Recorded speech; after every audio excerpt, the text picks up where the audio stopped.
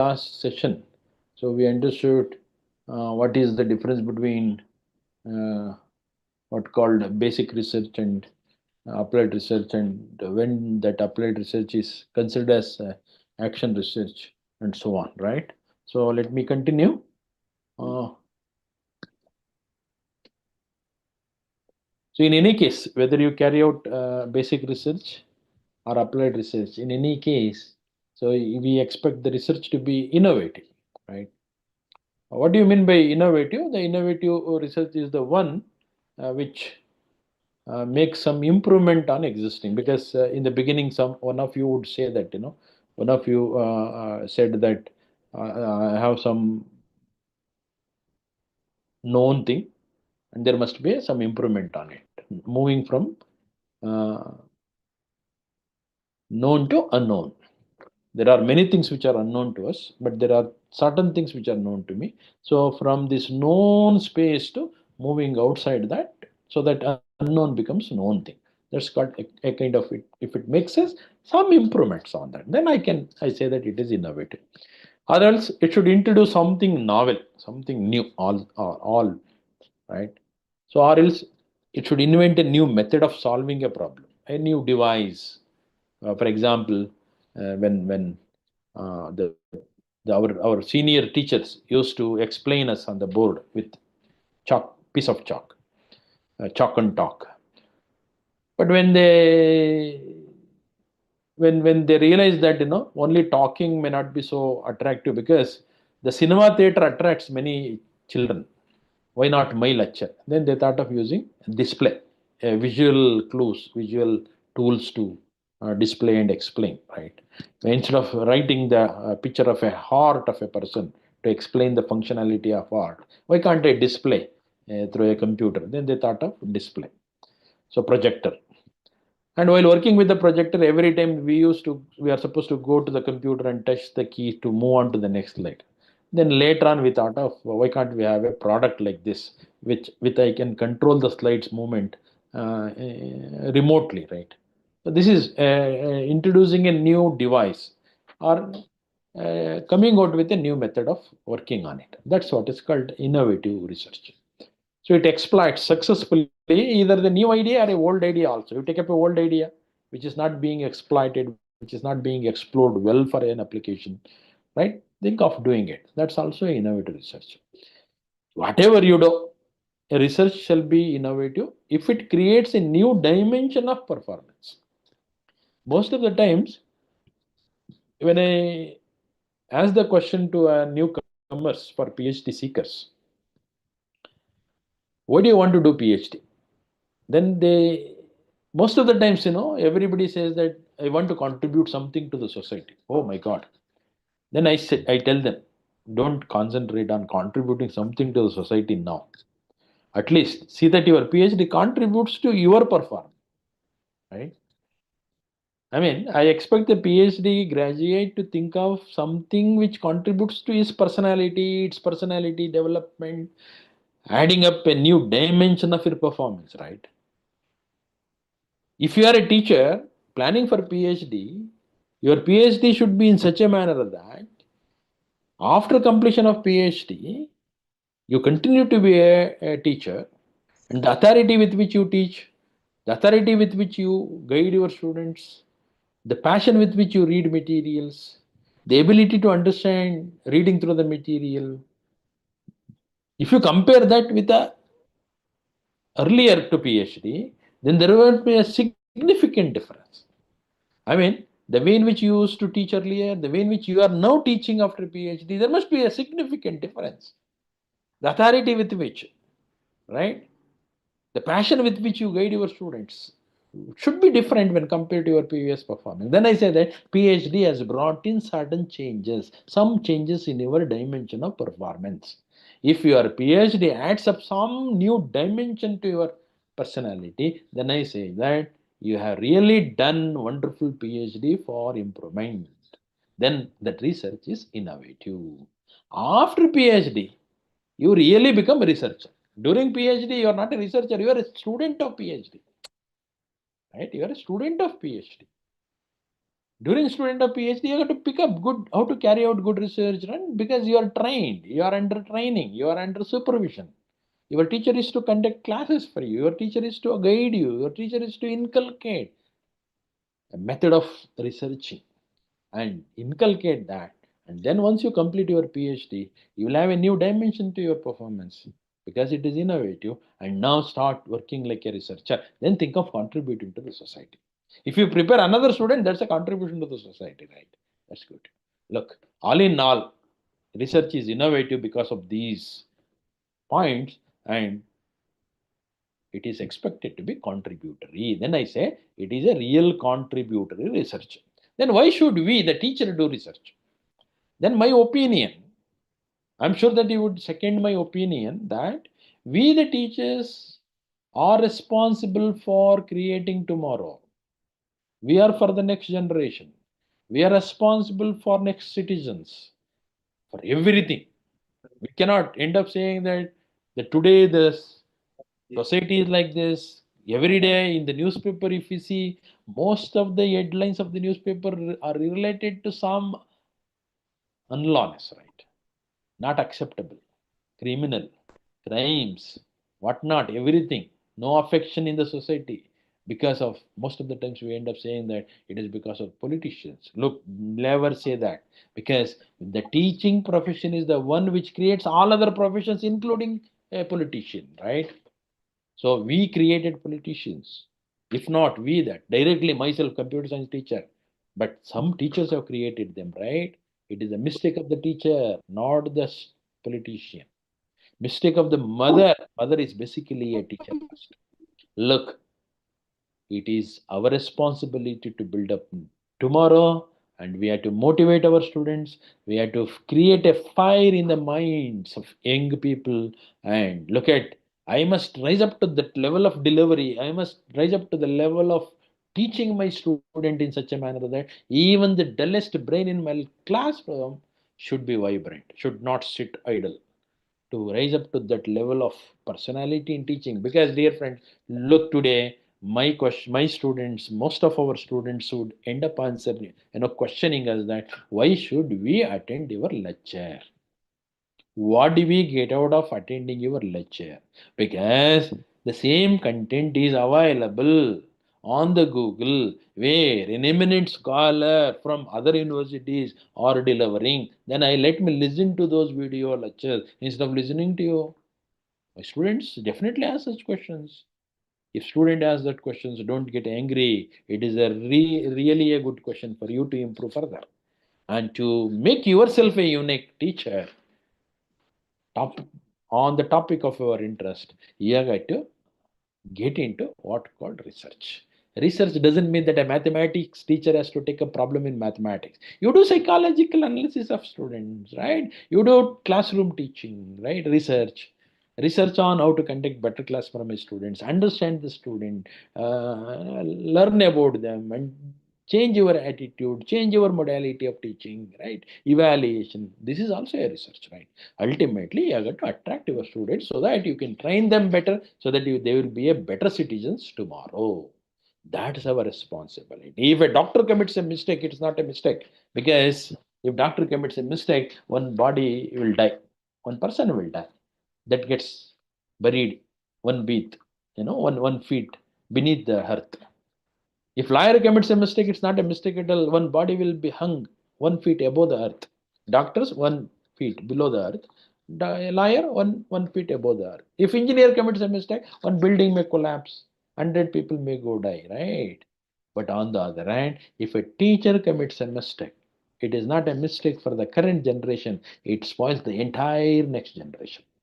This is where the responsible of a teacher to to be a successful teacher. On the other hand, we are going to unknowingly get into the research process. I must inspire my students to think big in their pursuit, to grow big in their pursuit, to perform big in their future life. So, in order to make my students so big in their future, I have got to be an inspiring, and in order to be an inspiring, I I should get into a research. Otherwise, my knowledge is not good enough. I got to be always in the front line of my knowledge, current knowledge. To be in the front line, to supervise my students, I got to get into research. No other way. One has to be into research. Look, anyway, if I know, just few minutes back in the last session, the last minutes, I spoke about two types of research. Now, if I touch upon the categories of research, I love to say there are three categories of research based on the nature of the research that we carry out. How are we? What is the nature of the type of the work which we are carrying out? Then I say that exploratory research. Exploratory research, as the name itself indicates, it is to explore problems for researching, dig out the new problems to work on. Then you can come out with a thesis of couple of chapters, wherein in each chapter you explain two different problems for others to work on as a opening issues. You open up several issues.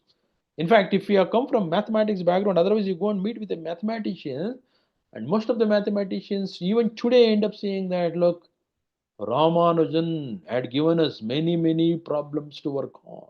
Even today, there is a department of studies in mathematics in Gangotri, where out of 10 professors, 6 to 8 professors are working on the problems quoted by Ramanujan. I mean, Ramanujan has given the list of problems to be solved. And he went on exploring very new problems for researching. Then you can come out with a thesis of 3 chapters, where in each chapter you explain the present two opening issues, totally 6 opening issues, so that your thesis could be a good material of reference for 6 PhDs in future. It's not good enough to mention only the statement of the problem. You have to dig out the parameters of the problem. Why that problem is still a research topic. What parameter of that problem has really made it even today challenging so that it becomes an opportunity, right? You have to justify the reason for considering it as a research opening topic. You just make a thesis of 6 problems and highlight the parameters of 6 problems and justify that they are the opening issues. I mean, you have to clearly nurture it out by specifying the structure of that, identifying some new problems and new dimensions, and so on and so forth.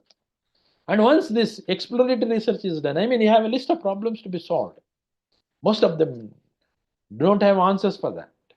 Then take one of the problem, start constructing the solution, and then working towards a solution for a problem, developing a solution to a problem, designing a solution to a problem. Problem is known to me. I have not explored. I have taken it from somebody else. Somebody has explored it.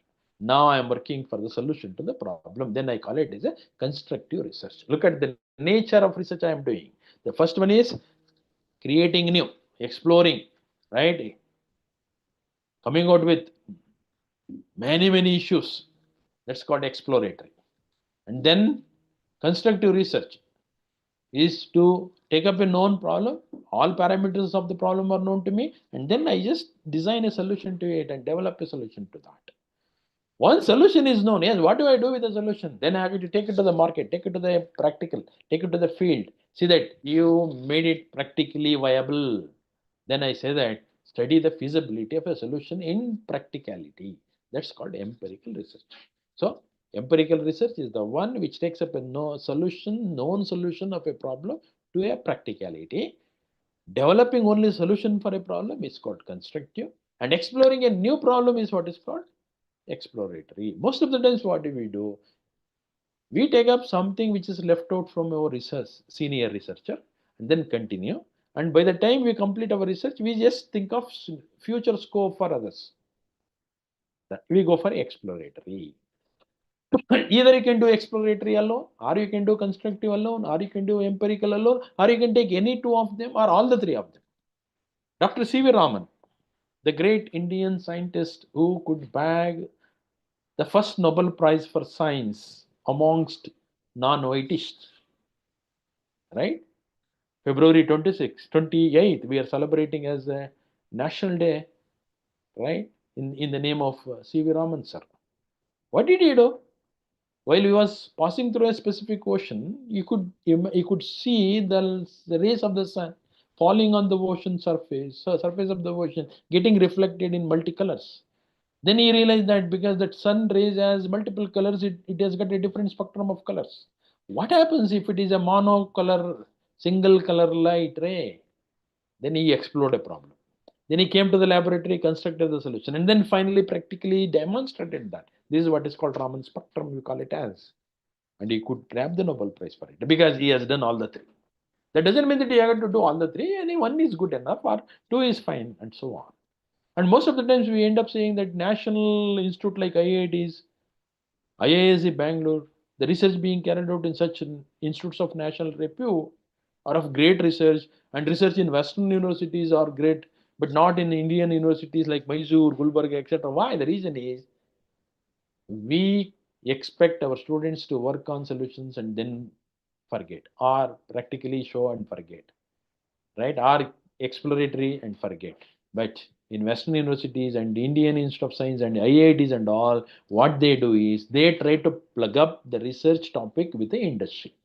I mean, the academician's responsibility is to explore and construct the solution and suddenly go for practically demonstrating it. That's what is called. I mean, it's good to have a thesis, which is a composition of both theoretical and as well as application. Exploratory followed by constructive and empirical. Then the thesis will be of great, will be appreciated more.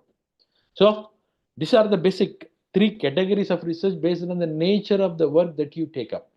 Further, research can also be categorized based on the place, physical location where you spend maximum time of your research period. If you spend in maximum time always inside the library, reading through many books, reading through multiple books, reading through different authors, reading through different languages, and then coming out with your own book of different title, which is an amalgamation of all, and then your own new ideas, come out with a new story. Then I say it is a research in library research. And one of you being a scientist, you can carry out your research always inside the laboratory. Nothing is outside. Always. You go every day in the morning and spend time until evening, come back home and go back in the lab, continue doing, and finally you canvas your outcome. Then I say it is a laboratory research because you are spending maximum time physical, physically in the laboratory. Then such a research is called lab research, library research, right? Field research. For example, our farmers are really good in researching, right? They are great researchers. They do research in the fields. They look at the cloud and then guess that today there will be a rain. There will be a rain today. But most of the times our predictive models would go wrong. Sometimes predictive model would guess that you just Google and then it says that today heavy rain in Mysore at 7 p.m. and there is no drop of water at all. There is no drop of rain at all. But one day it says that no, fully sunny day, but all of a sudden there is a cloud and heavy rainfall. Sometimes it happens, but look at the farmers; they guess most properly. So farmers are also good in research, but they do research in field, neither in lab nor in library, but in field. That such a type of research is called field research, right? And then you just look at the teacher. You need not take up a topic related to your discipline. We can do research in the classroom, interact with the students, collect the feedback, and tune it up, and then think of something, analyze the psychology, and then how to effectively deliver, how to evaluate, come out with that. Then I say it's a classroom research. Research could be a classroom research, research could be a field research could be a lab research could be a library research, and so on. It is all depending on where is the maximum time of the research process, research period is spent in, right? Look, dear friends, I think it is the right time for me to let you know that, however, a given problem is researched by others, as long as you are different, as long as you feel you have got some original thinking, as long as you feel that your unique personality when compared to others, and as long as you are capable of inculcating diversification of thought, then however the topic is researched by others, you need not worry. You will have an opportunity always to give it a new dimension, always to look at it from a new perception. There is nothing like well solved problem, right? To understand, you may have a problem which is well solved, but there is nothing like a well solved problem which does not require further research as long as you are totally different, as long as you are unique. For example, look at the topic of research is God, God. When the farmer, the class of farmers took it as a research topic, they wanted to create an instance for a God. Then they looked at their facility, they looked at their richness, they looked at their poorness. And farmer we used to go on, ox, and farmers to take care of buffaloes, farmer used to take care of land, farmer has to take care of snakes, farmer has to look for lights torch during night, and farmer is supposed to have awfully dressed. This is this facility and richness, poorness, and strength, weak, whatnot, right? And then farmer wanted a god. Why god is really created? Because we believe that there is something which is controlling us, there is something which we pray capable of providing you what we want.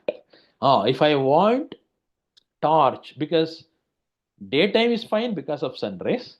Night, how do I take care of my land? I want some light.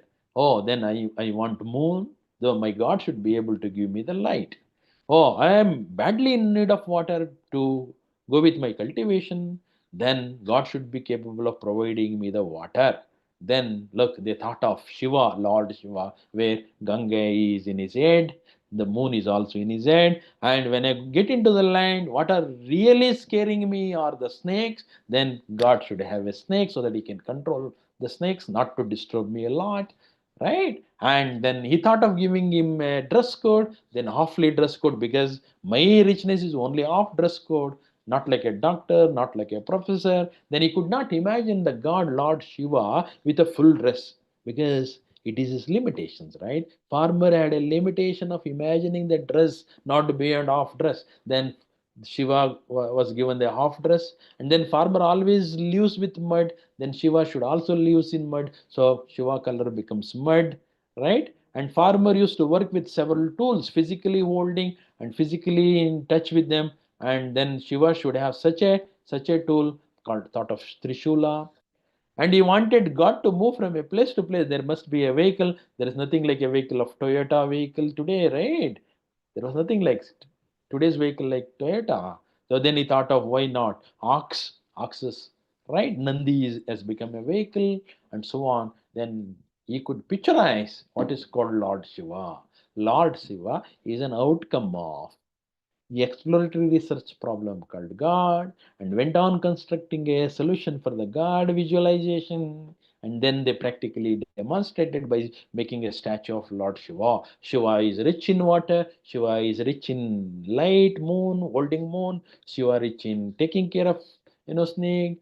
Shiva is rich in tool. Shiva can move from a place to place, and farmer could not think of a cot and a bed to sleep comfortably. He can think of only mat. And what is the mat for Shiva? Or why not the skin of an animal, right? And look at, and Shiva should live not inside the residence, should live in the field to take care of me. So Shiva should live in Smashana. This is what the concept of Shiva thought by the farmers. A class of farmers came out with an instance for the dog. That's called Lord Shiva. Came out for the instance for the God, God. So that's what is called Lord Shiva. On the other hand, the business people, the class of businessmen wanted to have a God for them, right? When they thought of God for them, because they were flying from place to place, they thought of giving Garuda for Vishnu. And because they are rich in ornament and all gold, they are Lakshmi holders, they thought of giving Lakshmi on the chest of Vishnu. And Vishnu wears ornament in such a way that even today our ladies do not wear so much of ornaments, right? And where do that Vishnu sleep? He sleeps on a snake. No, not snake. It is a fring affected cushion bed. That's the richness. Look at when God, the same topic called God, was taken by A class of businessmen, they had thought of a different instance for it, a different example for it. For farmer, it was a Lord Shiva. For the business class people, it's a Lord Vishnu. So they were different entities, but examples of the same notion of God. God has been researched by this community of farmers, by the community of business people, because their background, their original thinking, their richness, their poorness, everything is totally different. That's why they came out with a different instance for the same problem called God. Look, dear friend, this is, please remember this example for you so that you will never end up saying that, oh, it is already research. What is there to do research? As long as you are unique, as long as you are totally different from others, there is always a way for you to dig out something new, even in spite it is being researched by many others. So there are many other types, categories of research, as I said, based on the physical location where you spend maximum time during your research process. Otherwise, there are three categories of research. Now, if I sum up the things which I covered up in the first session and followed by in the second session, then I would say that look, research process, as I explained to you in the beginning, now it is the right time to understand the research, the definition in a more technical way, right? So far, I could convince you about my views on research philosophically. Now I'm getting into a technical way of defining the term called research. How is that begin? It begins with formulation of a topic. As I said, any search for that matter requires clear understanding of objective of search. So formulation of the topic, right? You just formulate the topic. Once formulation is done, I mean motivation, purpose, objective, scope, everything is made very clear. Now you can move on to hypothesization. Hypothesization means what should be the solution for it? What can be the solution for it? While guessing towards the solution, make use of your education, background knowledge. And such an educated guess is what is called hypothesis. Generate the hypothesis. How many hypotheses should be generated? Then I say that preferably multiple hypotheses, not single, multiple hypotheses. Go for multiple in parallel and try to prove them. Once hypotheses have been generated, how do I generate the hypothesis? Then analyze carefully specific cases and then induce. I call it as an inductive principle. Or take up a general idea and then deduce. I call it as a deductive principle. Look, basically, there are two types of learning. One is through assimilation of knowledge, another one is through deduction of knowledge. The one which works based on the assimilation of knowledge from specific to general, I mean specialization to generalization, is what is called inductive knowledge. And generalization to specialization, general to specific, is what is called deductive knowledge through elimination. If a multiple choice question is given and if you know the answer and you will directly tick it, then I say it is inductive. If you don't know the answer, then you will go for probability that this cannot be answer, probability that this cannot be answer, probability that this also not an answer. Then you left out with one and leave it as an answer. That's what is called deductive principle through elimination, right? So these are, dear friends, in general, in reality, we have these two types of learning, inductive principle and deductive principle. And most of the times we neither go purely with inductive nor go purely with deductive. We use hybridization of these two, hybrid model, right? Inductive and deductive together. Once hypotheses have been generated through either inductive principle or through deductive principle or by hybridization of them, then the job is to prove them, job is to establish them, right? How do I establish the hypothesis? There are two ways again. One is theoretical establishment. Use strong mathematics, argue, give general theory, right, and prove that it is fine. Otherwise, you go for experimentation. Conduct the experimentation, demonstrate the results, showing that my hypothesis is correct. Then if while doing so, you'll have to gather the data, whether it is theoretical or it is practical. You have to gather the data. We have got to formally represent the data. We have got to functionally represent the data, or you have got to conduct the experimentation. We essentially requires gathering data. What do I do with the gathered data? I got to analyze the data. I got to understand the data. For the purpose of understanding data, I got to piecewise analyze and then collectively analyze the data. Once you gathered and analyze the data, then you think of theoretically established or practically proving it. Unfortunately, it doesn't happen. Then what do I do?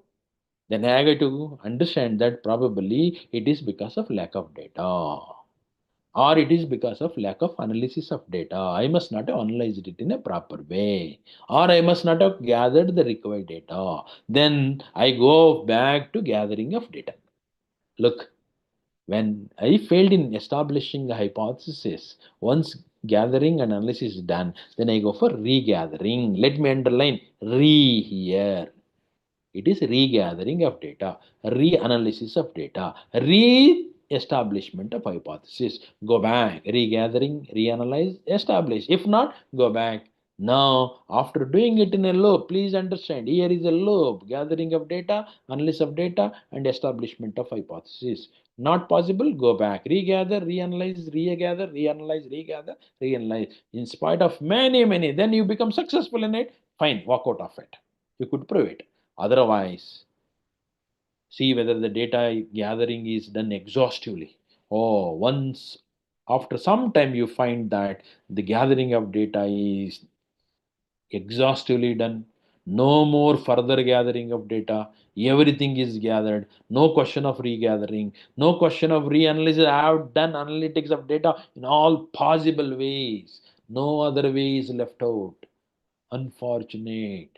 Still, I am unable to prove it. Then where is the fault? The fault is in hypothesis itself.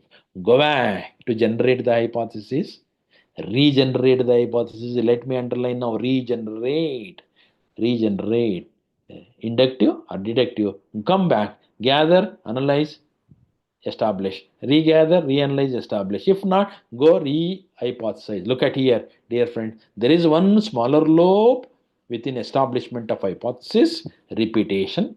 There is a outer loop, a bigger one from the generating hypothesis, still establishment of hypothesis. So my research process is to find the solution for the problem. My research process is to search for the new knowledge. But the search for the new knowledge is not linear. The search for the new knowledge is not straightforward search. It is a search with repetition. It is a search with inside repetition. It is a search with outside repetition. There are two nested loops, one within the other, I mean. And the search is not a straightforward search, the search is a repetitive search, right? Looking for a new knowledge cannot happen in a straightforward way. It has to go in a repetitive way. Certain steps have got to be repetitively carried out. And because of that, I call this process of searching for a new knowledge as a research. Hope you understood now. Initially, I got you the re-definition philosophically. Now I am presenting with this because of that loops, two loops, one inside of the other. The process of searching, the process of digging out, the process of figuring out, the process of finding out whatnot, process of search for a new knowledge is not straightforward but a repetitive. And because of that repetitiveness in the search process, the search is called a research, a repetitive search. So once you are successful in establishing the hypothesis, then you conclude it, right? And once you concluded it, don't forget, only 50% of your work is done. You come out with a research idea, you come out with a new result, you come out with a new understanding, you generated a new knowledge. But what do I do with that? That's of no significance unless until you document it. Get into the documentation process. Look, dear friends, in my opinion, if a candidate spends an about, if a candidate spends in about 100 unit of effort for research process, only 40% effort is reserved for actual research. And rest of the 60% has got to be dedicated for documentation. Unless you properly document your research thoughts, your research is of no significance. You can imagine that there is a medical doctor. The doctor every day gets up in the morning, goes to his laboratory, creates a new medicine, he puts it in a bottle, and then goes home back with the medicine, drinks well in the evening, and then sleeps comfortably, and then gets up next day in the morning, comes back to the laboratory, create a new medicine, goes home with the medicine, drinks it again, sleeps well, and he lives for about 70 years and dies later. No use of that research. Instead of that, instead of spending every day for creating a new medicine, had he thought of documenting that newly created medicine next day alternatively, probably, even if he lives for only 10 years, that's a wonderful research contribution because there is a documentation. How is that created? For what purpose it has got to be used? What is the benefit out of that medicine? If that is documented, that could be a great support for all others. So look, the documentation is very important. Without documentation, research is of no significance. Research is of no use at all. Then, when I keep in mind the documentation, it is really a tough job. On the other hand, if you request me to give another lecture on the same topic for the next set of participants soon after lunch, I don't mind coming back to this, you know, center and delivering lecture on the research and documentation for the next 3 hours also. But if Dr. Nanjun Swami insists me that, Dr. Guru, please, can you just give us the documentation on your topic delivery, then I will disappear. Because documentation is a tough job. There is nothing like convincing people orally. It is, we are going to convince them through recording, through writing up, through documentation. So when I think of documentation, generally we speak about two things. One is a publishing document. If I come out with a document for the purpose of circulating my knowledge across my contemporary researchers, my interest is to share my knowledge with all my contemporary researchers across the globe. Then I say that I am preparing document for publishing. On the other hand, look, when this product was released by a manufacturing company, along with this product, they also released a manual. When you buy a new mobile cell phone, you will get a manual along. If you buy a new car, you will get a manual along. Why? The manual is also a document which is the outcome of a research process. This is a product out of a research process. While coming out with this product, the team also has come out with a book called manual, a document called manual. The manual is not to circulate the knowledge across contemporary researching team, but the manual is to educate the end user of my product. I mean, I may write the document, I may come out with the document in two different ways, two different purposes. One is to circulate my knowledge, to share my knowledge across globe with my contemporary researchers. Another one is to educate my end users of my product. There are people who are in love to use my product, my research outcome. Then I get to prepare a document to educate them. That such a kind of documents is what is called manual kind of document, right? So you decide whether your research really requires publishing documentation or manual kind of documentation. Look now, success in research largely depends. After having understood technically what is this research, importance of documentation, before I step into the actual documentation, let me now take a deviation. Success in research largely depends. Is it a topic? Is it depending on the facilities? Is it really mattering on the institution? Is that supervisor so responsible or the researcher? Then I understand that the success in any research largely depends on ability of the researcher, understanding of the researcher, the domain knowledge that he has, and commitment that he has, and his love and affinity of the researcher towards the problem. The next line I wish you just simply read through it. Researcher should have a feeling that he got married with the problem or he got married to the problem. He must have that feeling. Look, soon after soon after I got married, whether arranged marriage or love marriage makes no difference. Soon after we got married, we started loving each other. And then because of that great marriage, we are blessed with kids. Right? Similarly, here, once problem is assigned to the student, should feel that I am married to this problem. It's my responsibility to love. and I have affection on this, and because of this marriage, I should create a new brain children. Your research ideas are called brainchild, right? It's not that good enough to have that. Once I am blessed with my son and daughter, don't you think that I go in search of a good school for them to be get educated? Similarly, once your brain children are generated, then you got to document in a proper way and see that it gets published in a good journal, suitable journal. Like I am looking for a good school, a suitable school for my kid.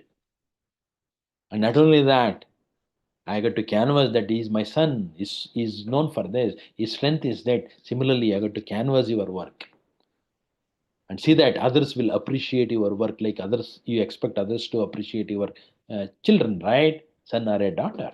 Similarly, here your brain children should be well adopted, well cited by others, contemporary researchers. It is your responsibility. I mean, you think of one is your conventional marriage after 5 o'clock in the evening till 10 o'clock in the next day. And from 10 to 5, you are with a different family of research. Once you are assigned with a problem, you feel that from 10 to 5, you are married to that.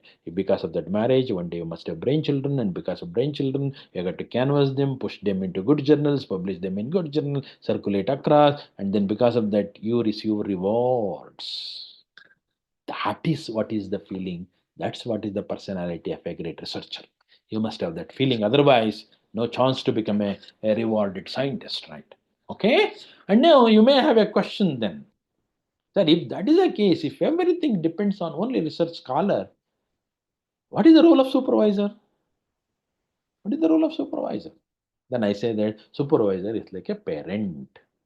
Supervisor is like a facilitator. He just provides you the facilities and he will wait till you get matured enough to get married with the problem. Then supervisor responsibility is to find a suitable problem. Like I go in search of a good girl for my son, so that their thinking synchronizes each other. Otherwise, there shall be a divorce. The supervisor responsibility is to understand the student, his interest, his strength, his weakness, his personality, and then finding out the suitable problem for him so that he starts loving and working on it. And conducting that marriage at the right time is equally important, not all of a sudden. This is what is the role of supervisor. Supervisor has a fantastic role. He is ultimate to see that that marriage will never go divorced. The students will be happy forever working on it, like a family. So supervisor is like a priest. You should look at the correct time to match the problem. And we must find out a good problem for matching against his interest and so on. And more than that, supervisor should help the student in documentation. Because students are really good in carrying out the research, really good in understanding the results, really good in interpreting the result, really good in surveying the existing work, but unfortunately they are very poor in drafting on their own. Then the supervisor, being a senior personality, being an experienced personality, should sit with the student and helping them in proper documentation. Let me underline proper documentation.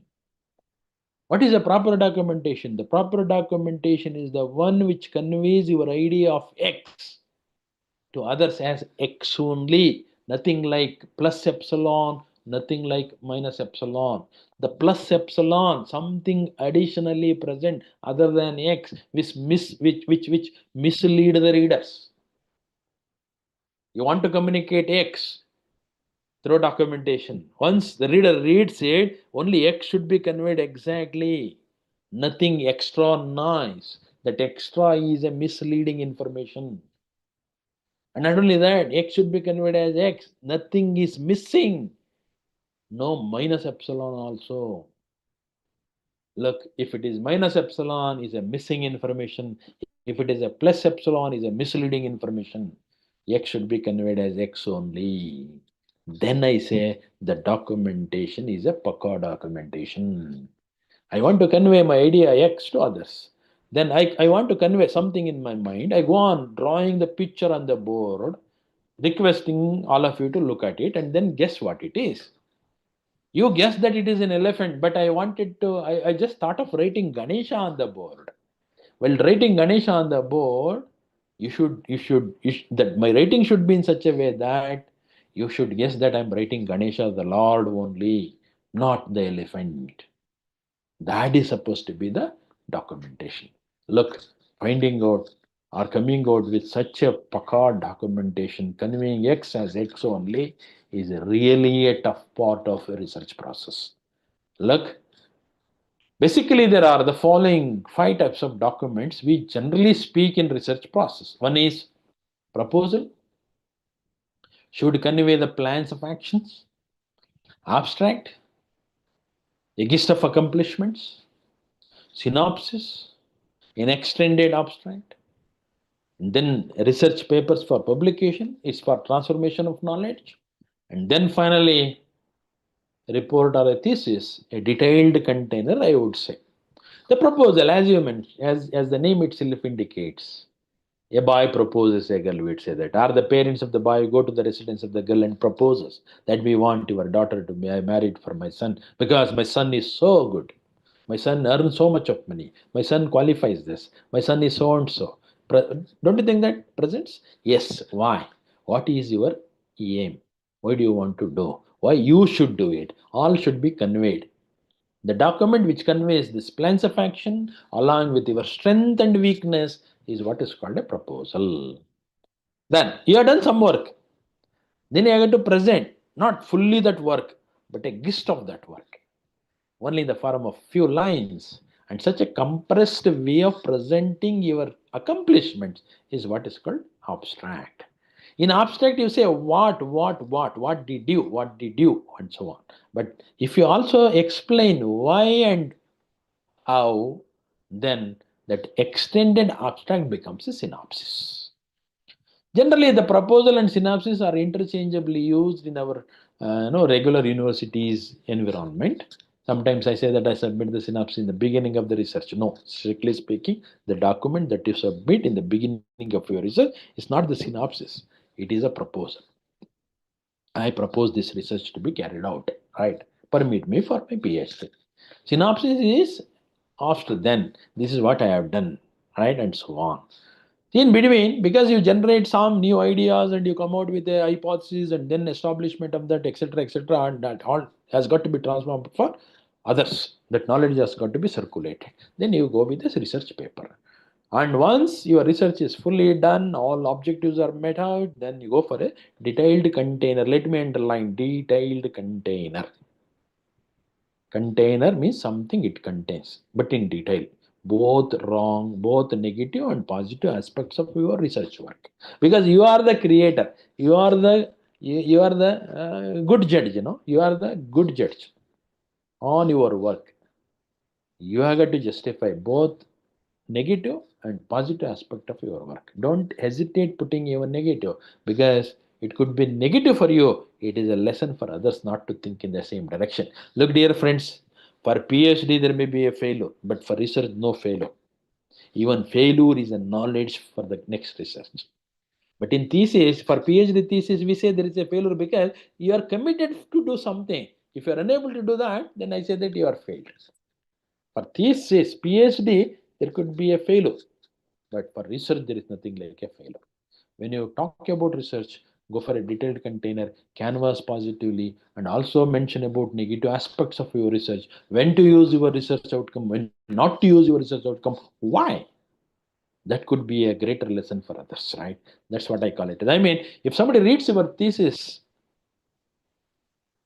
should be able to gain the knowledge that you could gain for the last 3 years. I mean, you have worked on your research for the last 3 years, no? And because of that, you accumulated all the knowledge in thesis. If somebody reads this thesis, should be able to become as knowledgeable as you are within 3 months. Then I call it as a detailed container, right? That's more important. So, if why should we go for publication?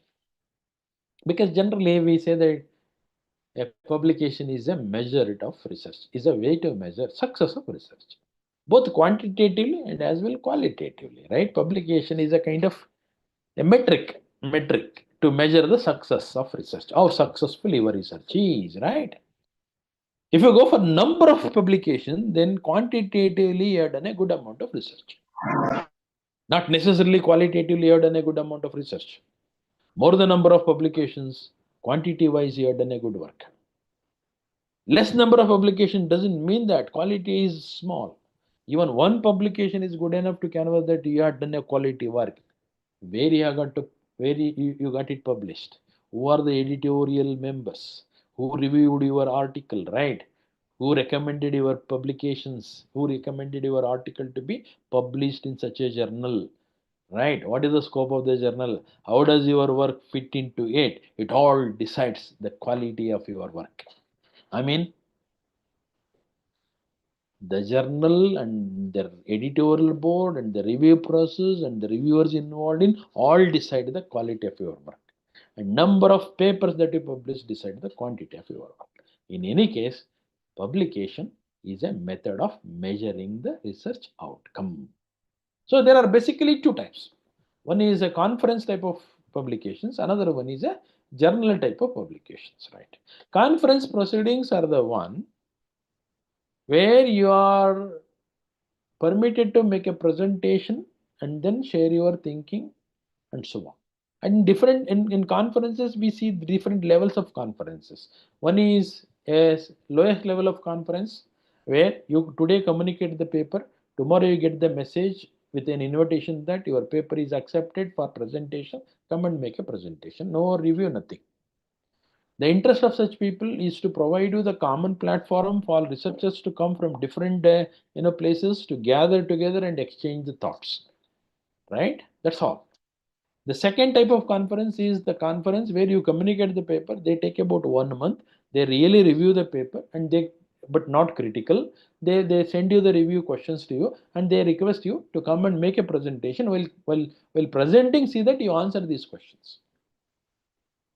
The third type of conference is the one they take about 3 months to review. You submit today, May, then they get back to you after 3 months in the month of August, telling that these are the comments on your work. Can you revise your work and resubmit after 3 more months? You will be given enough time. And conference notification has been given 6 months earlier to today. I mean, 6 months is given to you to draft your work and plan your work and then submit the paper. Again, 3 months, 9 months is over for first round review. Again, 3 months for you to submit back. 12 months got over. And then once you submitted revised work, they take another 3 months to review it further. 15 months got over. Then they communicate back to you, telling that because of this reason your paper is rejected, because of this reason paper is accepted. Can you incorporate all these and then get back another 2 months, 20 months got over. Then conference will be next 3 months. Then once you go to the conference for making your presentation, you will be given a book where complete article, full article is published. Then that could be taken up as a publication, right? I mean, the conference notification will be given well in advance, at least 1.5 years. Conference will be in next 18 months, but today notification is given. You plan to work and publish, right? That's one level. On the other hand, journal is called peer reviewed. Peer reviewed means you communicate the paper, it goes to the editorial board. Editorial board will decide who are the experts in this area, and those will be communicated, and they will take their own time to review your work, and they share the comments to the editorial board. They don't know the authors, you don't know the reviewers, and they communicate back to the editorial board communicate with the author, requesting the author to revise the paper and resubmit. Again, the resubmit will go to the reviewer, they review again. This will repeat, resubmit, re-review, re-communicate, resubmit, revise, resubmit, revise, and so on. It continue as long as the reviewer finds it a really good work, but unfortunately lack of documentation. Novelty is there, impact is there, but unfortunately a rating style is not good, or good enough supportive experimentation is not done. So they communicate back as long as they are happy about your work.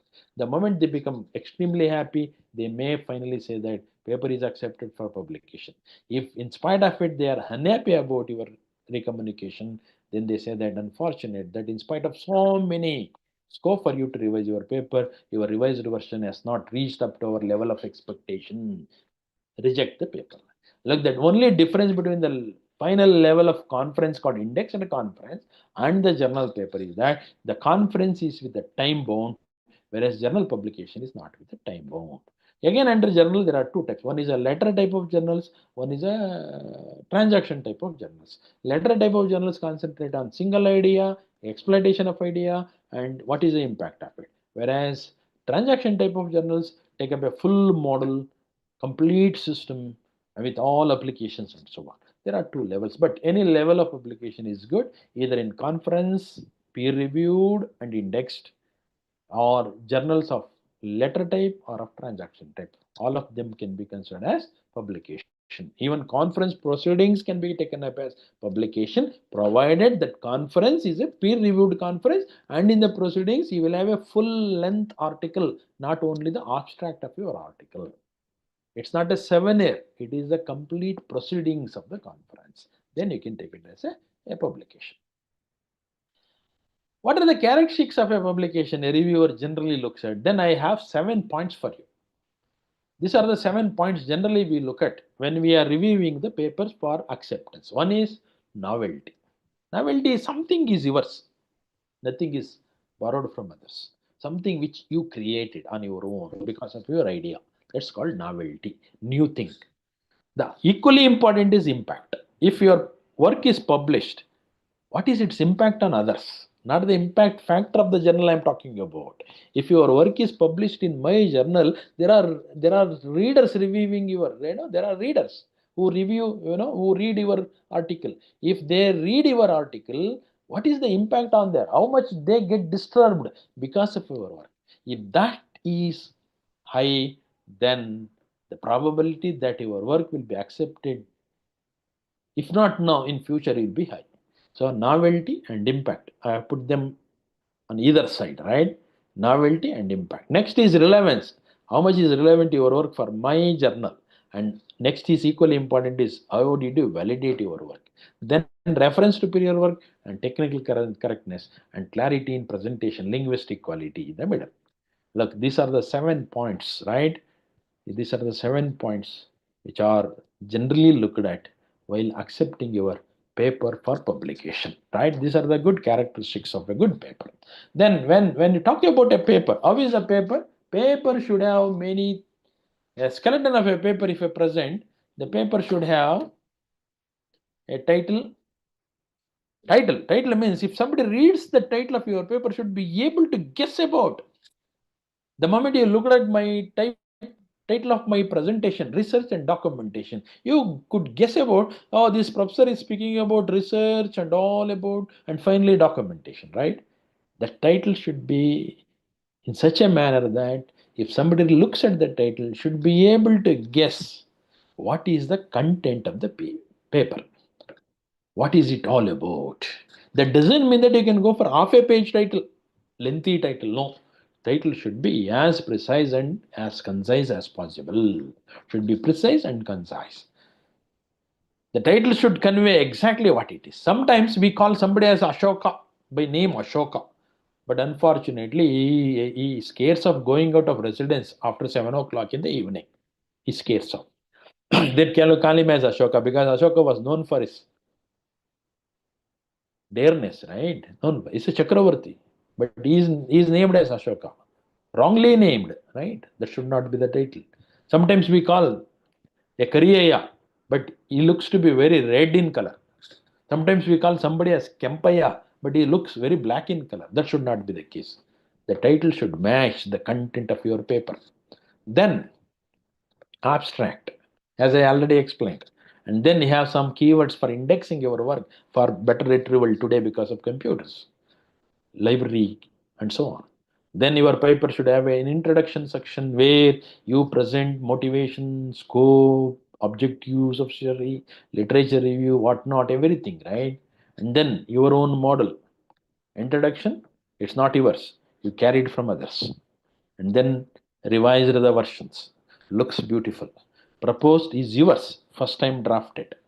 It's your model. How did you analyze, etc., etc. And then algorithm, the step-by-step approach which I explained, with the graph, especially on understanding female, and then coming with the class of male of Saraswati. That's so.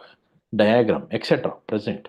And then experimentation. How did you conduct? How did you collect the data? How did you analyze the data? Go on presenting in, right? And so on. Finally, discussion. Don't ever miss this section called discussion. This is the section where you have an opportunity to talk both qualitatively and quantitatively on your work. You should justify how quantitatively your work is better than the others, how qualitatively your work is better than the others, and don't hesitate even talking about under what circumstances your research is of no use or cannot be used. Why? What is the reason? Right? And so on. You corroborate both negatively and positively on your work. You ask yourself a question and answer them. You ask negatively on your work and answer them cumulatively present altogether. That's a discussion so that reviewers will not have any scope to raise questions, right? Because you answered everything here itself. That's what is called discussion. And then go with a conclusion. Most of the times, what we do, we put the things in present tense in abstract, but conclusion in past tense, but the same paragraph. No. Conclusion. Look at abstract is a gift of accomplishment. Conclusion is an outcome of that accomplishment, research findings of it. What did you learn out of that accomplishment? It is an experience. That's called conclusion. And then go for acknowledging the people who are so supportive for you to accomplish such a good research, and then go for listing out the references. While listing out the references, please take care of that. Whatever you listed out in references must have been cited inside, and what is cited inside should have been listed in the references. There should be one-to-one correspondence, right? And these are all some explanation which I already presented you, right? Look, now if I get into thesis writing, thesis writing starts with abstract. Research is for one publication. Research paper is for one publication. Research paper is for one idea, whereas thesis is for multiple ideas, multiple models, multiple objectives. Then collectively write the abstract. Then give an introduction. Introduction covers up literature review, motivation, scope, why, justification, tools required, procedure adopted, etc., everything. Again, I am telling you, this introduction part of the thesis is not yours. You carried from others, different sources, but you put it in a refined version. Looks to be very appealing. And contemporary contributory chapters is your chapter. So put them in logical sequencing. Contributory chapter is yours. You made it. Suppose you come out with 3 contributory work, right? Make 3 contributory chapters in such a way that each chapter is a self-sustained content, and chapter should be arranged logically related, right? It's not that the first year research should be first chapter, second year research should be second chapter, third year research should be third contributory chapter. No, third year research could be in the first one, and first year research could be in the third chapter. Makes no difference. But see that the output of one chapter could be the input for the other. Output of the second chapter is the input for the other, and so on. Could be logically related, right? So that's what I call it as contributory chapters are the chapters drafted very first time by you. It is you who drafted very first time. The linguistic quality is first time come out with, and with the support of your supervision, and looks to be not so good when compared to introduction section, because introduction you carried from different sources and refined versions. Like once contributory chapters are over, you compare your models. If you have come out with multiple models, which is a good one, which is a bad one, which is fine, which is not fine, which is ultimate, which is not ultimate, and top to bottom, and then compare the top with the top in the existing outside and bottom with the top in the outside existing. Compare and corroborate both qualitatively and qualitatively in comparative analysis, and then explore for further research in the direction where you are taken up. And if you come out with a product like it, give a description of it, which is optional, and conclude your thesis with a real research finding, what knowledge you could acquire, and what knowledge you are canvassing, and what knowledge really uplifts the literature of your science. That's called conclusion. And go for listing out your publications. Don't ever hesitate listing out so many publications I could come out with because of the research. And then appendix. Appendix is the one which is as important as your research for the reader. There is a reader, no, who reads your thesis. For him, your research is important. He wants to understand your research. But what is equally important is there is something. Without understanding it, he cannot understand your research. Then you put it here, but not yours. It is as important as yours, but not yours. Then you put it in appendix, not in the contributory list, right? That's called appendix. And then bibliography, I call it as earlier it was a reference because it was focused to a single idea. Here it's a bibliography because it's a heterogeneous ideas. So list out the bibliography and so on. So this is how the detailed container should be, right? You should talk both negatively and positively on your research ideas. Look, dear friends, now once you got your defense over, PhD awarded, then you keep your thesis aside for 1 or 2 years, and then you read your thesis after 2 years. Or if I now read my thesis after 26 years, I feel this. The part that is good in my thesis is not mine. The part that is good is not original. The part that is good in my thesis is not mine. And the part that is mine is not good to read today. Because I told you, every thesis or every paper has two parts. One which I carried from others and then refined, put it in an appealing way. The one which I drafted very first time, but I did not have good enough time to revise it. And even if I had it, I only revised it, nobody else it. Obviously, after 2 years, I'll have a better maturity in understanding. I'll have a better linguistic quality in understanding. After 26 years, look at my knowledge has grown to that level of understanding. Now, if I look at my thesis, which I wrote in 1999, in the year 1999, I laugh at myself. I would have planned this way of writing my thesis. I should have planned this English in this way, right? Because that shows that I only wrote my thesis, not somebody else.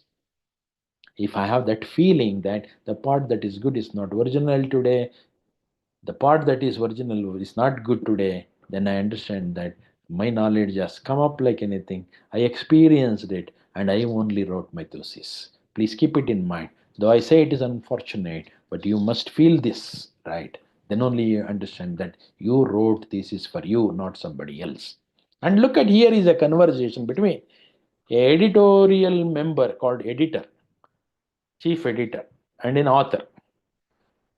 The author has communicated a paper called a manuscript, and editor got it reviewed by somebody else, and editor responded back to the author telling that Dr. Smith is the author. Dr. Smith, we are happy to accept your superbly written paper for publication. Oh, good that your paper is so written well, superbly written well. However, I just could not help adding, tell me who wrote it for you. I mean, editor says that, Dr. Smith, you being an author, wrote superbly paper, very interesting paper. I'm very happy about your. I accept it for publication, but unfortunately, I did not understand who helped you in writing such a good paper. Then Dr. Smith answers the editor's question. Dear editor, I'm happy that you found my paper acceptable. But tell me who read it for you, right? Look at. Please, looking at this, my advice to you, all of you, is when you want to write a paper, don't write a paper as if you are the author. Don't write paper as authors. Write paper as readers. While reading somebody's paper, you are a reader. You want to read in somebody's paper, published by somebody else. Don't read as a reader. Read as an author. Assume yours the author and then read. Then only you can understand the minds of author. I mean, read paper as author, write paper as reader. This is my message to you all. Then only this conversation, this gap in understanding could be better bridged up, right? Look, Dr. Smith answers, author answers that, editor, I am so happy that you found my paper acceptable, but tell me who read it for you. Look, this understanding is always confusing. Confusion should always be there because though I've been writing papers for the last 30 years, my contemporary researchers, my co-authors are, vary from time to time. And that's why there is always ups and downs. in documentation, but confusion is always there in documentation. The Paka documentation is the one which minimizes the degree of confusion, right? So, if I sum up my lecture now, dear friends, if I recollect, I just started defining what is called research, and we understood that research is nothing but re plus search again process, or active process of inquiry. Then we learned that there are basically two types of research. One is called a fundamental or a basic research, other one is called applied research. And then throughout my lectures in both session 1 and session 2, I just went on elaboratively explaining the significance of research. Why should we do, including why does a teacher do research, right? What do we get out of it ultimately, right? So I just narrated in my own style the importance of carrying out research, the research process, and then researcher, attributes of research process, attributes of good researcher, and so on and so forth. And then I touched upon fundamentally three categories of research: exploratory, constructive, and empirical. Besides, based on the physical location where you spend in maximum time of your research, field, library, laboratory, and so on and so forth, right?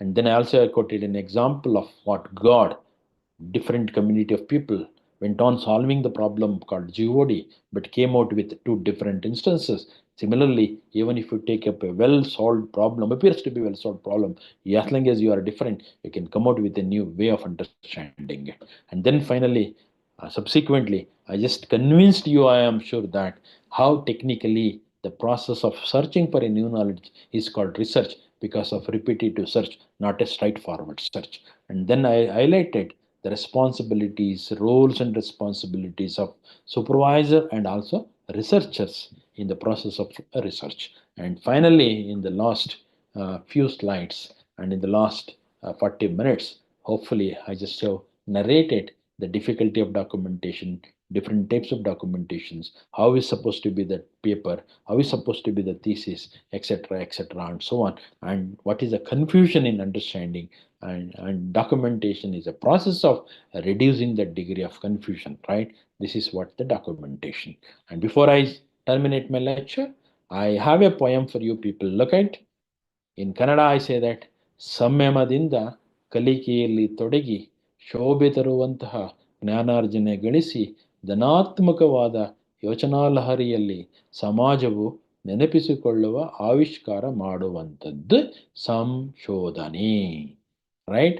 And in English, research, every letter in research matters a lot for me, or for reading a lot. Please let me underline. P in PhD is a patience. You should be you should have very great patience. But R in research is reading a lot. Read. Reading a lot. For what? For establishing your scientific and engineering knowledge. E for establishing, S for scientific, E for engineering. Doesn't mean that I'm talking about science and engineering. Even history has a science and engineering aspect. Economics has science and engineering aspects. Science is something which creates new. Engineering something which makes it possible in reality. Right? That's what it's called. Science aspects of topic is something to create. Engineering aspects of the topic is to make it possible. That's what it's called. I mean, read a lot to establish yourself scientifically and engineering aptitude knowledge, to have a good personal rapport or for rapport. It's not that you must have a rapport being a faculty in a university. It's not that you must have a good personal rapport just being a daughter-in-law of a great, father-in-law. Or it's not that you have a good rapport being a son of a great parent. No, you must have your own personal rapport because of this research. So establish yourself with a great science and engineering knowledge on your topic, with a commitment to build up healthy society for the development of Mother India. Ultimate job is to serve our Mother India with a great commitment, not to disturb the society because of my research, but to commit to provide a better service to the Mother India, a healthy society for the development of our nation. Look, reading a lot, read a paper. There is an animal called donkey which eats paper.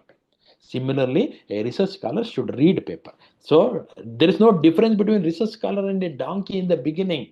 Donkey takes up a paper into stomach. Research scholar takes up paper into brain.